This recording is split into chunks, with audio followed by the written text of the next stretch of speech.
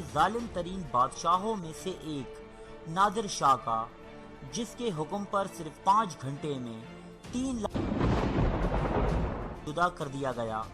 लेकिन इसकी ये जालिमाना रविश पैदाइशी ना थी, बल्कि ये उन अलमनाक हालात का नतीजा थी जो इसके अजीजों और दोस्तों ने इसकी जिंदगी में पैदा कर दिए। नादिर शाह 22 नवंबर 1688 ईस्वी ईरान के एक गांव में पैदा हुआ।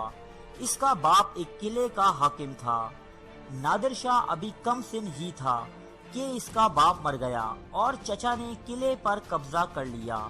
नादिर का बचपन अपने गासिब चचा की बदौलत निहायत दर्दनाक और मुशक्कतों से भरपूर था, लेकिन ये तकलीफें इसके अज़ाइम को नुकसान ना पहुंचा सकी। इसने जवानी में कदम रखते ही फैसला किया कि वो अपने बाप के हुकूक और अपने गुज़िश्ता तमाम दुखों का बदला जरूर लेगा। चुनाचे उसने लूट मार करने वालों का एक गिरोह बनाया और तिजारती काफिले लूटने लगा। रफ्ता रफ्ता इसकी जमात और कारवाइयाँ इतनी बढ़ गईं कि खुद शाह ईरान भी इससे खौफ खाने लगा। ताकत व कुव्वत हासिल करने के बाद नादिर शाह ने अपने हाथों से अपने चचा का कत्ल किया और अपने बाप के किले पर काबिज हो गया। कुछ अरसा बाद नादिर शाह ऐसा जोरावर साबित हुआ कि शाह ईरान ने नादिर शाह से सुलह की दरख्वास्त की और इसे अपने दरबार में सरदारी का ओहदा भी दिया। शाह ईरान की मुलाजिमत में नादिर शाह ने कई बहादुराना काम अंजाम दिए। उस्मानी तुर्कों और अफगानों को कई मोरकों में शिकस्त दी। रूस को धमकियां देकर इससे तमाम ईरानी इलाके वापस ले लिए। यहाँ तक कि फौज का एक मकबूल लीडर बन जाने के बाद नादिर ने शाह ईरान को माजूल कर दिया और खुद तख्त-ओ-ताज का मालिक बन बैठा। रस्म ताजपोशी के फौरन बाद कंधार पर हमले के लिए रवाना हुआ। सल्तनत उस्मानिया और हिंदुस्तान के मुगल शहंशाह इसकी बादशाहत तस्लीम कर चुके थे, लेकिन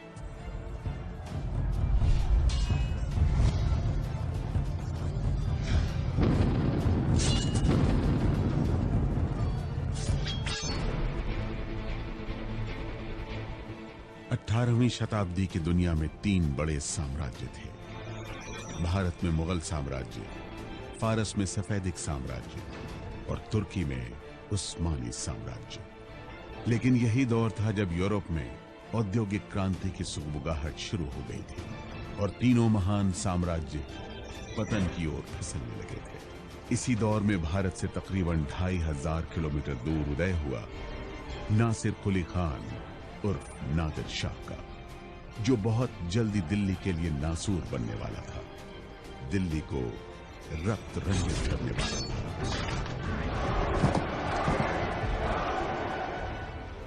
नादिर शाह एक बहुत ही विचित्र व्यक्ति था। उन्हें सत्ता का बहुत ज़्यादा नशा था। अंग्रेजी इतिहासकार उन्हें एक बहुत बड़ा लुटेरा बताते हैं। उनके अंदर क्रूरता की झलक थी, काफ़ी क्रूर थे। वो बहुत ही गरीबी से उभर के आया था। माना जाता है कि उसके पिता गडेरिया थे और वो भेड़ चलाया करते थे। नादिर शाह ने भी अपने जीवन में बहुत सारे काम किए। उन्होंने मजदूरी का काम किया, किसान भी थे, डकैत भी रहे। उन्होंने किस्म किस्म के काम किए। नादिर शाह सेना में भर्ती हुआ। सेना में इसने बहुत कुछ नाम कमाया और ख़ासतौर पर तुर्की के विरुद्ध एक लड़ाई में इसने काफ़ी छोटी सी सेना थी मगर तुर्की को रोके रखा और यहाँ से इसका असली उत्थान शुरू हुआ। और सफावी वंश के ख़त्म होने के बाद उन लोगों ने नादिर शाह ने जब ईरान पर कब्ज़ा किया और ईरान के शाह बने तो एक एम्पायर बिल्डर माने जाते हैं नादिर शाह। वो भी चाहते थे कि तैमूर की तरह एक बहुत बड़ा साम्राज्य जो है तुर्की से लेकर हिंदुस्तान तक और उज़्बेकिस्तान से लेकर अरेबिया तक पूरा का पूरा स्थापित किया जाए। इधर औरंगजेब की मृत्यु के बाद जो 1707 में हुई, तमाम कमज़ोर शासक दिल्ली की गद्दी पर बैठे। तो 18वीं शताब्दी में मुगल साम्राज्य के जो एक पहले के जो एक भय था, उसके जो एक विशालता थी, वो सब धीरे धीरे छिन्न होती जा रही थी। और उसके बाद स्थानीय राज्य व्यवस्थाएं विकसित हो रही थी। कुछ अन्य राज्य उभर के आ रहे थे। एक तरफ दक्षिण में निज़ामुल मुल्क का था, उत्तर में अवध था, पूर्व में बंगाल था पश्चिम में मराठा थे। 1739 में मोहम्मद शाह दिल्ली के बादशाह थे। बहुत रंगीन मिजाज था, उसका नाम ही रंगीला था। उनको रंगीला इसलिए बोला जाता है क्योंकि वो रंगीन तबीयत थे। उनको नाच गाने का बड़ा शौक था, शेर व शायरी का बड़ा शौक था, और अय्याश प्रवृत्ति के आदमी थे। खास तौर पे नादिर शाह को ये बात मालूम थी कि हिंदुस्तान कमजोर हाथों में जा चुका है और मुगल सल्तनत में किसी बड़े हमले को बर्दाश्त करने की या बड़े हमले को विफल करने की ताकत बची नहीं है। तब के फारस और आज के ईरान का सुल्तान नादिर शाह लगातार युद्ध जीतकर अपना साम्राज्य बढ़ा रहा था। एक जनरल और बादशाह के तौर पर उसका लोहा मानने के लिए लोग मजबूर थे, लेकिन भारत में मोहम्मद शाह की बादशाहत में मुगल साम्राज्य की सीमा लगातार सिमट रही थी। इस हाल में नादिर शाह भारत पर हमले की वजह ढूंढने लगा। नादिर शाह ने कहा तो सोने की चिड़िया के कुछ पंख मुझे भी चाहिए, और उसने बहाने ढूंढे थे कि किस तरह से हम आके हिंदुस्तान के ऊपर धावा वो हम अटैक करें, और उसमें एक था कि आपने हमारे कुछ बागियों को पनाह दी। नादिर शाह खुरासान के रहने वाले थे और खुरासान जो है वो फारस के उत्तर पूर्व का इलाका है, उसके पास अफगानिस्तान है, और कई गिलजाई अफगान और दूसरे किस्म के अफगान बागी जो है वो नादिर शाह के खिलाफ वहाँ बाकायदा सक्रिय रहते थे। तो उन लोगों ने ईरान के कुछ हिस्सों में हमले भी किए और अपनी बाउंड्रीज जो है ईरान में बढ़ाने की कोशिश कर दी। नतीजा ये हुआ कि नादिर शाह ने उन लोगों पर हमला किया और इन लोगों को वहाँ से भगाया। ये जो विद्रोहकारी थे ये अफगानिस्तान में ही नहीं शरण लेते थे, ये मुगल साम्राज्य में जाके शरण लिया करते थे, जिससे नादिर शाह नाराज हुए और उन्होंने बार बार काबुल के गवर्नर को और लाहौर के गवर्नर को चिट्ठियां लिखी और उनसे ये कहा कि जिन लोगों को तुम पनाह दे रहे हो वो मेरे दुश्मन हैं, इनको तुम पनाह मत दो, इनको मेरे हवाले कर दो ताकि मैं इनको माकूल सज़ा दे सकूँ। इनको पनाह देना मेरे हिसाब से मुझसे दुश्मनी मोल लेने वाली बात होगी। इन अफगान को सज़ा देने के लिए नादिर शाह ने पहले अफगानिस्तान पे हमला किया, काबुल पे कब्जा कर लिया और फिर काबुल पे कब्जा करने के बाद वो धीरे धीरे काबुल से जो है आगे बढ़ता हुआ पेशावर पे आया। उसके बाद नादिर शाह पहुंचा लाहौर।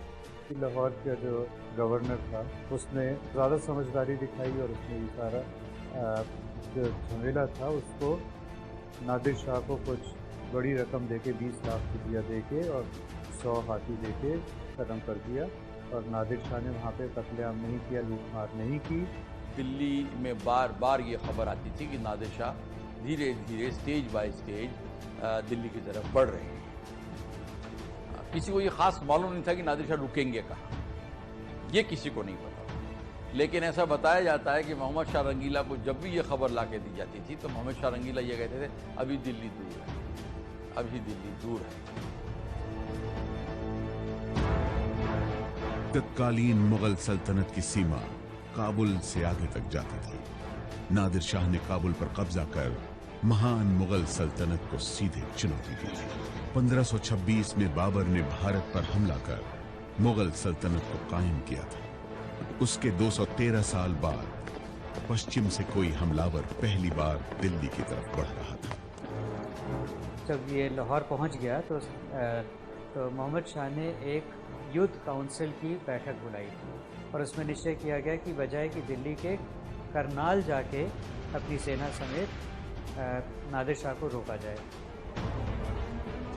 मोहम्मद शाह ने उसके जो दो सबसे बड़े गवर्नर्स थे, सादात खान जो कि अवध का अध्यक्ष था और उसके पास बहुत बड़ी सेना थी, उसे और निज़ामुल मुल्क को जो कि दक्षिण का निज़ाम था, उस दोनों को कहा गया कि तुरंत करनाल में जाके एकत्र हों।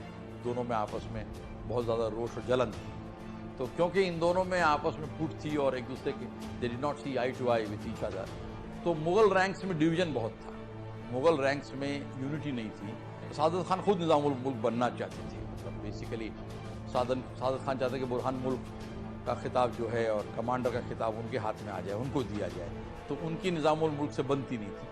और उस वक्त नादिर शाह लाहौर को फतह करने के बाद वो धीरे धीरे जिसे हम लोग ग्रैंड ट्रंक रोड बोलते हैं, जीटी रोड, जिसको आज हम लोग जीटी करनाल रोड बोलते हैं, उस सड़क के रास्ते, उसी सड़क पे वो जो है दक्षिण की तरफ आने शुरू हो गए दिल्ली की तरफ, और धीरे धीरे अम्बाला से होते हुए वो करनाल के पास पहुंचे, जहां मुगल फौज उनका इंतजार कर रही थी।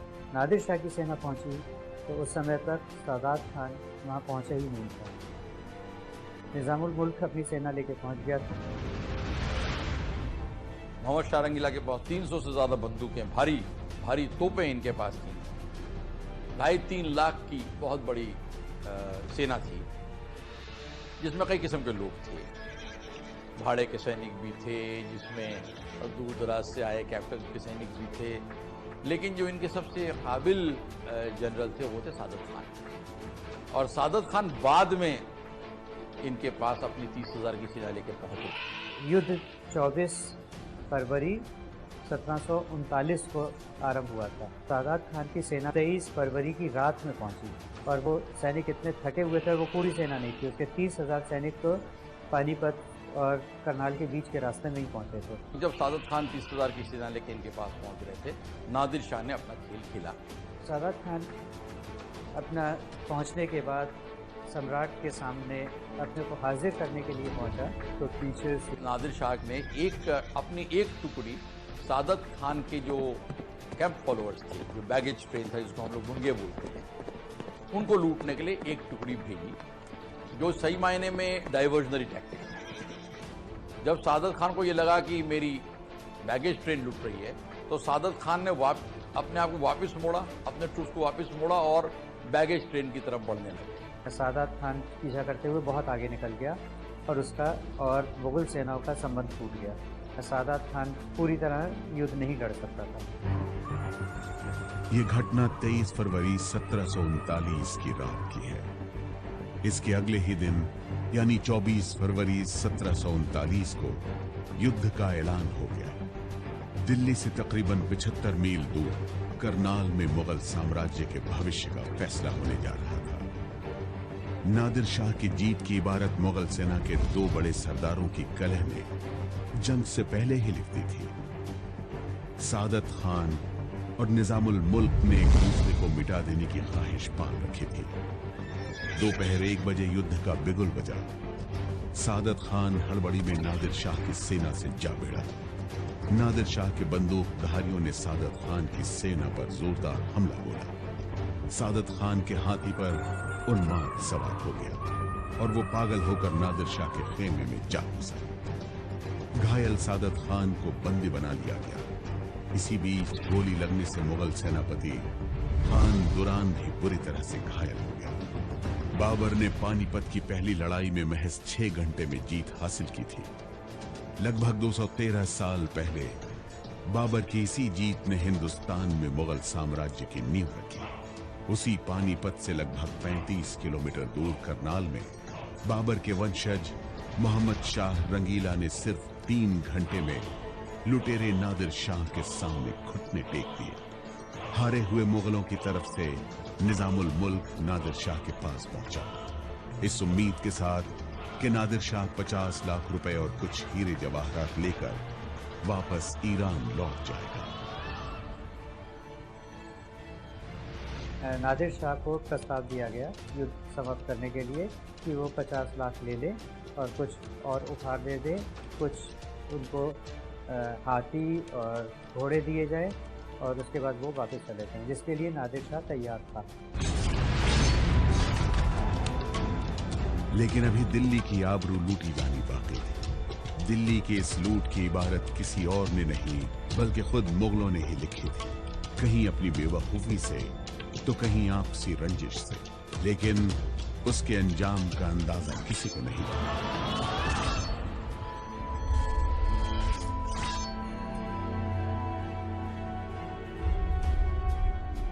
खान दाऊद इस युद्ध में जब घायल हुआ और उसके बाद 1 दिन बाद उसकी मृत्यु भी हो गई, निज़ामुल मुल्क और सादात खान दोनों ही मीर बख्श की गद्दी हथियाना चाहते थे, तो इन दोनों को उम्मीद थी कि उनको बनाया जाएगा, और मोहम्मद शाह ने निज़ामुल मुल्क को मीर बख्श बनाया बजाय कि सादात खान को। और नतीजा ये हुआ कि सादात खान ने चोरी छुपे जाके नादिर शाह को सारी शर्तें बदलने के लिए कहा। नादिर शाह का जो दिमाग है उसको फेरने में सादत खान ने बहुत अहम भूमिका अदा की कि आप दिल्ली चलिए, मोहम्मद शाह आपके खिलाफ साजिश कर रहे हैं, यहाँ ऐसे बहुत सारे लोग हैं जो आपके खिलाफ साजिश कर रहे हैं, दिल्ली चलिए, वहाँ बहुत सारी धन दौलत है।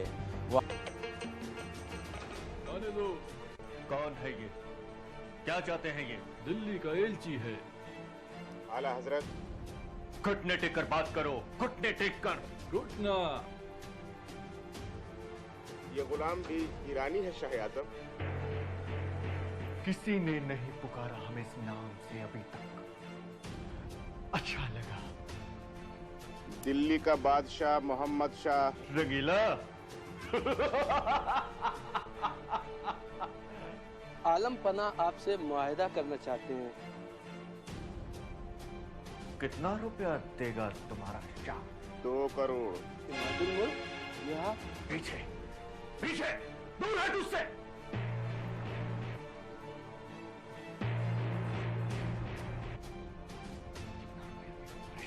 क्या कह रहे थे तुम? 2 करोड़ रुपया। 3 करोड़। 3 करोड़। 6 करोड़। 6 करोड़। खामोश, कुछ नहीं कहोगे तुम। करोड़ में कितने हजार होते हैं? 10,000।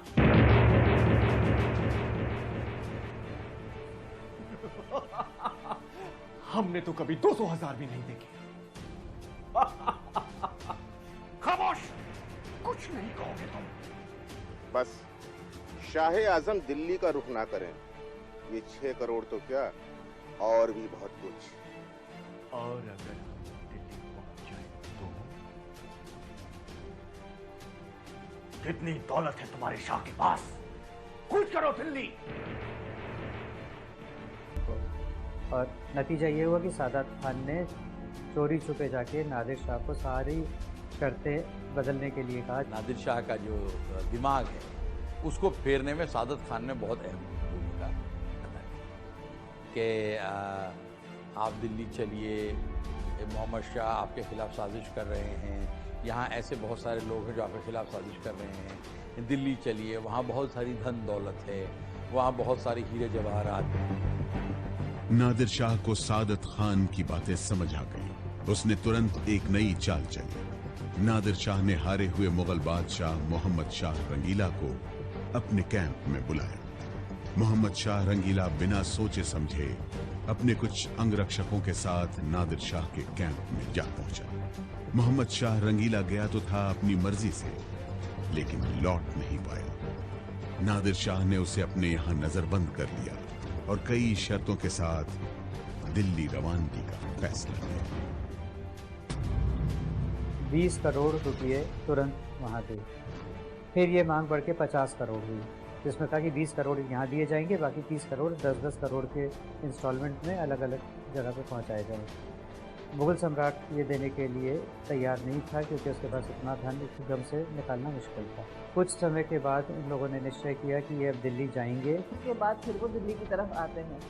जब दिल्ली से निकले थे तो मोहम्मद शाह जो थे वो दिल्ली के बादशाह थे, लेकिन जब दिल्ली में वो वापस आए हैं तो नादिर शाह बादशाह थे। और शालीमार बाग जो आज के दिन दिल्ली यूनिवर्सिटी के कैंपस के आगे है था, वो आके शालीमार बाग में रुक गया और मोहम्मद शाह जो है वो सर झुकाए हुए किले में दाखिल हुए। उन्होंने मोहम्मद शाह रंगीला को अंडर गार्ड मोहम्मद शाह रंगीला को दिल्ली भेजा वहाँ से कि आप पहले शहर में जाइए और जा कर के हमारे इस्तकबाल का माकूल इंतज़ाम कीजिए।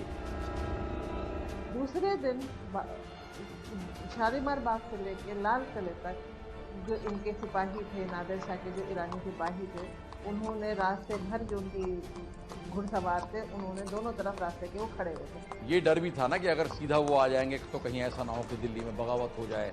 20 मार्च के आसपास वो दिल्ली के अंदर आए और आने के बाद उनको जो है वहाँ लाल किले में ठहराया गया। किले के अंदर जितने ये बादशाह थे उनके अपने महल हुआ करते थे। वो उस महल के अंदर सिर्फ या तो बादशाह और या उनकी जो बेगमात थी और नौकर, और नहीं तो ख्वाजा सरा जो यूनक्स होते थे, उन्हीं को इजाज़त थी आने की। तो बादशाह ने अपना जो महल था वो उनको दिया नादिर शाह को। और अगले दिन जब स्वागत समारोह किया गया तो उसकी चाबी पूरी की पूरी खजाने की नादिर शाह को दे दी गई। पिछले करीब 300 साल से जो खजाना इकट्ठा किया गया था वो अब किसी विदेशी के हाथ में सौंप दिया गया है। नादिर शाह जब आया है बादशाह बन के, तो उसके नाम पे खुतबे पढ़े गए मस्जिद में, जामा मस्जिद में उसका नाम का खुतबा पढ़ा गया ईद उल अज़हा मतलब बकरीद की नमाज के बाद, क्योंकि बकरीद थी उस वक्त। और उसके बाद 2 महीने तक उसी के सिक्के चले जब तक कि वो दिल्ली रहा। जब नादिर शाह की फौज दिल्ली में आई तो दिल्ली में रखत सामान की कमी हो गई थी, जिसकी वजह से दाम बढ़ने शुरू हो गए। लिहाजा सुनने में आया है कि उस वक्त दिल्ली में महंगाई बहुत ज़्यादा हो गई जब नादिर शाह दिल्ली पहुंचे। और नादिर शाह के जो फौजी थे, नादिर शाह के जो सिपाही थे, उन लोगों का मन था कि वो सामान को सस्ते में खरीदें। नादिर शाह के सैनिकों ने आदेश दिया था कोतवाल के माध्यम से कि जितने भी व्यापारी हैं वो दाम नहीं बढ़ा सकते, और लोगों के आने जाने के ऊपर रोक लगाई गई थी। तो पहाड़गंज में बहुत बड़ा बाजार था, बहुत बड़ा गंज था, जहां नादिर शाह के कुछ सिपाही सामान वगैरह खरीदने गए थे, तो उनको वहां सामान बहुत ज़्यादा महंगा लगा, जिसकी वजह से कुछ उनमें नोकझोंक हुई और शायद कुछ सिपाहियों पे कुछ व्यापारियों ने हमला किया, और कुछ बाजार के जो क्राउड्स होते हैं, बाजार में जो लोग खड़े थे, उन लोगों के हाथों नादिर शाह के कुछ सिपाही मारे गए। दूसरी कहानी ये भी है कि नादिर शाह जब दिल्ली में दाखिल हुए तो उस वक्त उनके दाखिल होने के थोड़े ही घंटों बाद दिल्ली में एक अफवाह उड़ाई गई कि नादिर शाह का कत्ल कर दिया गया है। तो इस अफवाह के बाद ऐसा बताया जाता है कि कुछ बाजारों में नादिर शाह के 200-400 सिपाहियों को दिल्ली के लोगों ने मौत के घाट उतार दिया। ये बात रात में पता चल गई नादिर शाह को। नादिर शाह को फिर भी कहते हैं यकीन नहीं आया।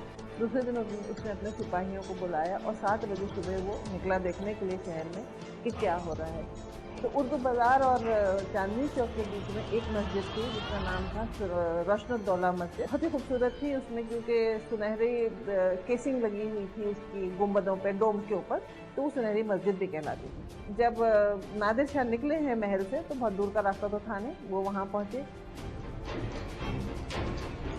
उस वक्त नादिर शाह पे किसी ने गोली चलाई। नादिर शाह पे जो गोली चलाई गई वो नादिर शाह को तो लगी नहीं, लेकिन नादिर शाह के उनके साथ उनके एक सिपाही या कमांडर थे, उनको गोली लगी, वो मारे गए। बस फिर तो क्या था, खून चढ़ गया इनको। ये सीढ़ियों पे चढ़े और सीढ़ियों पे से चढ़ के आंगन में पहुंचे तो उन्होंने अपनी तलवार जो थी अपने म्यान से निकाल कर उसको खड़ी कर दी। जब तलवार को म्यान से निकाल के चमकाया जाता है धूप में, तो उसका मतलब फौज को इजाजत दे दी जाती है कि अब आप कोई कायदा कानून नहीं मानेंगे और कत्लेआम करेंगे, लूटपाट करेंगे, और जब तक ये तलवार म्यान में वापस नहीं जाएगी तब तक कत्लेआम चलता रहेगा। ये कत्लेआम फैलता ही गया है। चांदनी चौक का जो पूरा इलाका है जहाँ पे ये दरीबा है, उसके बाद वहाँ से फिर पीछे चौड़ी बाजार, जामा मस्जिद होते हुए दिल्ली दरवाज़ा जो आज है, उससे लेके बाहर पहाड़गंज तक ये फैला। जहाँ जितने लोग मिले उन्होंने मारे, जो भाग सके वो भाग गए। तो ज़्यादा कत्लेआम जो हुआ बड़े बड़े बाज़ारों में हुआ, जहाँ लोग निकले हुए थे खरीद फरोख्त के लिए, दिन का सामान लेने के लिए, जहाँ उनको लोग मिले, जहाँ दुकानदार मिले, जहाँ उन्हें व्यापारी मिले, जहाँ मालदार लोग मिले। 30,000 से लेकर करीब 1 लाख तक लोग मारे गए, इसमें मर्द, औरतें, बच्चे सभी। यहाँ तक कि कहते हैं कि 4 लाख व्यक्तियों को मारा गया था इस दौरान, इन 6 घंटे में, जो संभव नहीं प्रतीत होता उस समय के हिसाब से। संभवतः 1 लाख या उससे ऊपर भी हो सकता है। एक डच चश्मदीद मैथ्यूज वान लिप्साई ने रोंगटे खड़े कर देने वाले इस कत्लेआम को इस तरह दर्ज किया। ईरानी जानवरों की तरह बर्ताव कर रहे थे। ऐसा लग रहा था कि खून की बारिश हुई हो। नाले खून से बजबजा रहे थे। कम से कम 10,000 महिलाओं और बच्चों को गुलाम बना लिया। बहुत सारे लोग शायद रोते पीटते जो है परेशान हाल में बदहवास हुए मोहम्मद शाह के पास पहुंचे। निज़ामुल मुल्क जो थे वो इनके वजीर थे मोहम्मद शाह के, और मोहम्मद शाह का वो पैगाम लेके आए कि खुदा के लिए ये कत्ल गारत बंद करो। और उन्होंने उनसे रहम की भीख मांगी और याचना की कि दिल्ली के लोगों को बख्श दिया जाए, और वो उन्होंने ये भी कहा कि आप दिल्ली के लोगों को बख्श दीजिए, आपको जो धन दौलत जो पैसे, जो सोना चांदी, जो रकम आपको चाहिए, वो रकम मैं आपको देने को तैयार हूँ। और उस वक्त फिर इन्होंने अपनी तलवार जो है वो अंदर करी और कत्लो गारत बंद हुआ। नादिर शाह ने कत्लेआम रोकने के साथ एक शर्त रखी। उसने दिल्ली छोड़ने से पहले 100 करोड़ रुपए की मांग रखी। इस मांग को पूरा करने के लिए दिल्ली को फिर से लूटा गया। लूटने वाले इस बार नादिर शाह के सिपाही नहीं थे, बल्कि खुद मुगलों ने ही अपने शहर को लूटा। शहर को लूटकर मुगलों ने नादिर शाह की शर्तें पूरी की। हवेलियों में गए और हवेलियों में जो बोर्ड्स थे, जो लकड़ी के तख्ते थे, तहखानों में तख्ते थे, उन सबको हटाया गया, क्योंकि ये माना जाता था कि लोग अपने तहखानों में धन छुपाते हैं। तो वो सब तोड़े गए, लूटा गया। 57 दिन बिताने के बाद नादिर शाह ने 16 मई 1739 को दिल्ली को छोड़ दिया। नादिर शाह वापसी में मुगलों की 8 पीढ़ियों की अकूत संपत्ति और खजाना लेकर जा रहा था। उसका सबसे बड़ा इनाम तख्त ताऊस था, जिसमें कोहिनूर और तिमूर माणिक्य जड़े हुए थे। लूट का सामान 700 हाथी, 4000 ऊंट और 12000 घोड़ों से खींची जा रही अलग अलग गाड़ियों पर लदा था। इतना खजाना लूट के लेके गए हैं कि 3 साल तक उसने टैक्सेस नहीं लिए अपने ईरान जाके वापस। कोहिनूर और अकूत धन संपत्ति के साथ नादिर शाह दिल्ली से चला गया, लेकिन दिल्ली फिर वो दिल्ली कभी नहीं बन पाई। मुगलों की वैभवशाली कहानी का अंत शुरू हो गया। नादिर शाह के बाद फिर से अफगानिस्तान के रास्ते लुटेरों का भारत आना शुरू हो गया। यूरोप से ब्रिटेन, फ्रांस और पुर्तगाल की साम्राज्य। यहाँ के शहरियों ने, जो दिल्ली के कत्लेआम से वाकिफ थे, अपना तमाम मालो असबाब लाकर नादिर शाह के कदमों में रख दिया, जिसकी मालियत 1 करोड़ रुपया थी। काबुल पहुंचने के बाद नादिर शाह ने सिंध के वाली और कलहोड़ा खानदान के मशहूर हुक्मरान मियां नूर मोहम्मद को काबुल तलब किया। इस सरदार ने ये सोचकर कि नादिर शाह इतना फासला तय करके यहाँ आने की हिम्मत नहीं करेगा, इस तलबी को नजरअंदाज कर दिया। लेकिन नादिर शाह, जो अपने अज़्मो इरादों में एक चट्टान जैसा था, मौसम की शदीद तरीन खराबियों के बावजूद नूर मोहम्मद की गोशमाली की खातिर सिंध रवाना हुआ और अमरकोट के मकाम पर इसे जा दबोचा। 1 करोड़ नकद रुपया, जागीर का एक बड़ा हिस्सा और इसके 2 बेटों को बतौर जमानत साथ लेकर वापस नादिराबाद रवाना हुआ। नादिर शाह के दौरे हुकूमत में ईरानी सल्तनत अपने मुकम्मल उरूज पर थी। इसकी फतूहात के सबब इसे एशिया का नेपोलियन और सिकंदर सानी भी कहा जाता है। नादिर शाह ने 1745 ईस्वी में सल्तनत उस्मानिया के एक बड़े लश्कर को दोबारा शिकस्त दी। अपने दौरे हुकूमत के आखिरी सालों में नादिर शाह बहुत चिड़चिड़ा और बदमिजाज हो चुका था, यहाँ तक कि अपने काबिल लड़के और वली अहद रजा कुली को सिर्फ शक की बुनियाद पर कि वो नादिर शाह को तख्त से उतारना चाहता है, इसे अंधा कर दिया। इसके बाद जगह जगह नादिर शाह के खिलाफ बगावतें फूटने लगी। आखिरकार 1747 ईस्वी में इसके अपने ही मुहाफिज दस्तों ने इसके खेमे में दाखिल होकर इसे कत्ल कर डाला। नादिर शाह के बाद इसका एक अफगान फौजी सरदार अहमद शाह अब्दाली इसका जानशीन हुआ। इन